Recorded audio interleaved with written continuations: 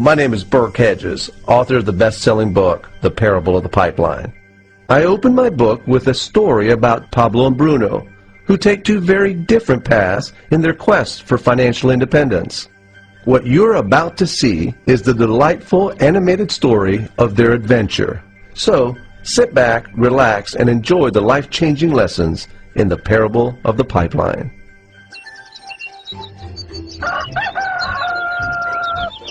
Far away, in a small village, near a beautiful valley, lived two friends, Pablo and Bruno.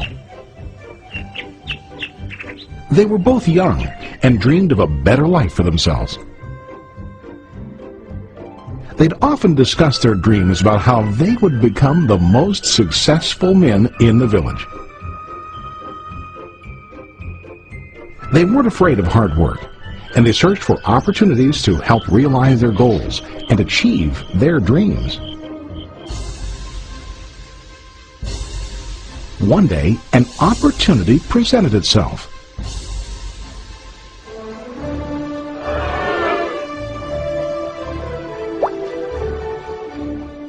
The mayor of the village decided to hire two people to bring water from a spring up on the mountain, across the valley, back down to the village. They were to be paid based on the amount of water delivered to the village. Bruno and Pablo enthusiastically got to work. Every day, from morning till evening, they carried buckets to and from the spring. They worked hard, carrying water to the village. In the evening, they'd return home with their day's wages.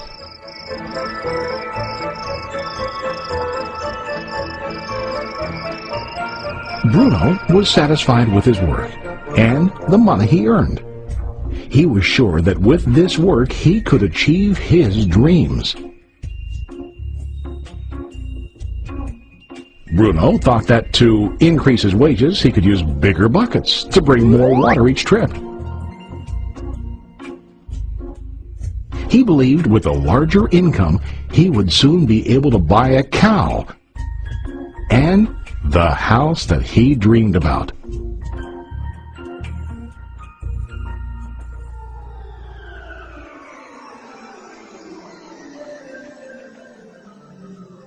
Now Pablo was not satisfied.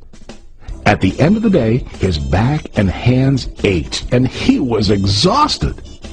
He was looking for an easier way to earn more. One day an idea occurred to Pablo. He imagined building a pipeline to deliver the water from the mountain spring to the village. With this pipeline, he could get more water to the village without carrying buckets back and forth from the spring to the village. Soon, he got very excited about his idea and began to plan. Pablo, of course, shared his idea with his friend Bruno and asked him to join with him to work on and help build the pipeline. Bruno thought the idea was crazy. All Bruno could think about was what his money could buy today and how to get it quicker. He felt that building a pipeline would slow him down and delay him in achieving his goals. Instead, Bruno got bigger buckets and went more often back and forth, fetching water. He was sure that with this method, he could make more money. Pablo decided to build the pipeline on his own. He understood that it would not be easy to build, and it would take time to complete the pipeline. Pablo knew that it could take several years to finish, but he set his mind on his goal. Every day he worked and carried water like before. But on weekends and during his spare time, he worked hard to dig in the rocky soil and build his pipeline. In the first month, there was little to show for his work.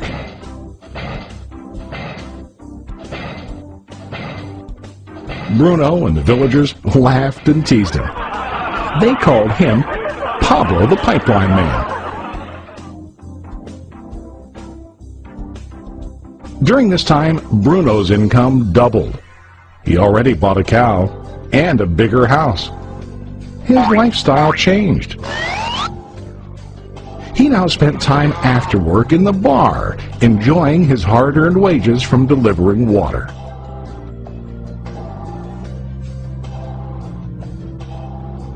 What Bruno didn't realize was that his body was starting to stoop from carrying heavy buckets every day.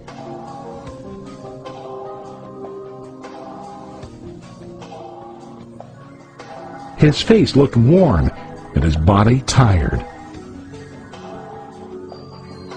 Soon, he began to carry less and less water due to the wear and tear on his body.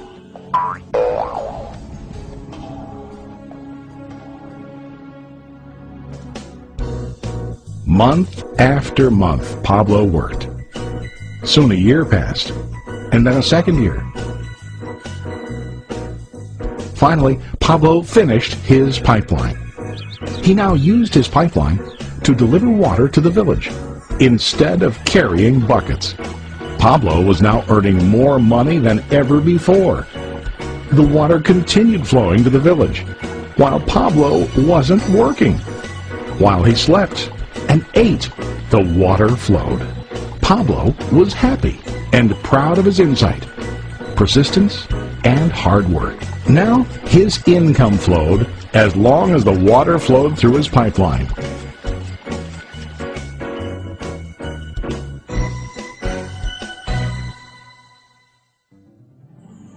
The story of Bruno and Pablo is a reflection of life. Their jobs symbolize what most people do to earn money. Bruno gets his money using buckets.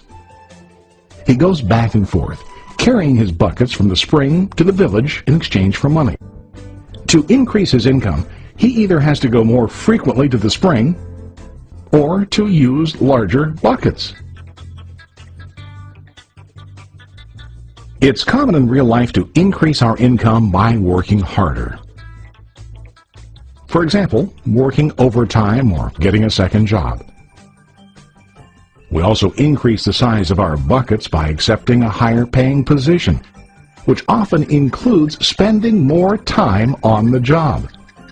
Most of us exchange time for money like Bruno. We know that every person has only 24 hours in the day and that it's not possible to use all our time to work.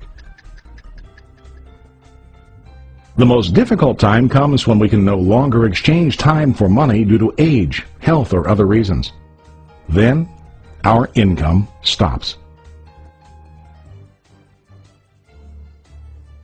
Now let's review what Pablo did. Very wisely, Pablo did not exchange all of his time for limited income, but he used some of his time to build a pipeline. He knew that the pipeline would bring ongoing income as long as the water flowed. An ongoing income that multiplied the time he worked each day. Pablo knew that someday, maybe because of age or health, he would no longer be able to exchange his available time for money.